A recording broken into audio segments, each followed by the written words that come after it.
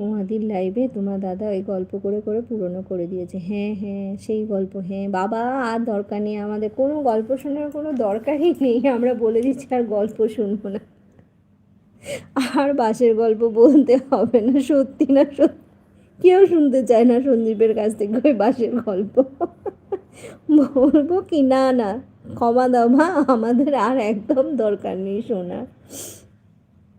না থাক, সবাই বলছে না থাক, কেউ রাজি নয়। শুনবে না, আমি তো একদমই শুনবো না, একদম কান বন্ধ, সব বন্ধ, না সবাই না বলছে। উফ, কি সাংঘাতিক গল্প, বাপরে।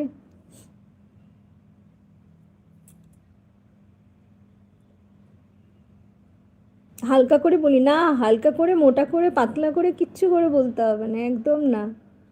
পুরো এখন মুখে একদম সেলোটে বাটা থাকবে, কোনো গল্প আমরা শুনতে চাই না।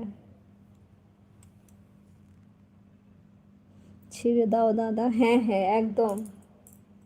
ওই আজকে তোমার লাইভ আছে না, ওখানে গিয়ে তুমি নতুন করে আবার গল্প বলো, আমরা কেউ গল্প শুনতে চাই না। একদম না, রোজি বলেছে, হ্যাঁ সত্যি তাই। ও, বেশি নয়, জাস্ট একটু বলবো না, জাস্ট একটুও নয়, একটুও না, আমরা কেউ শুনতেই চাই না, তো তুমি বলবে কেন?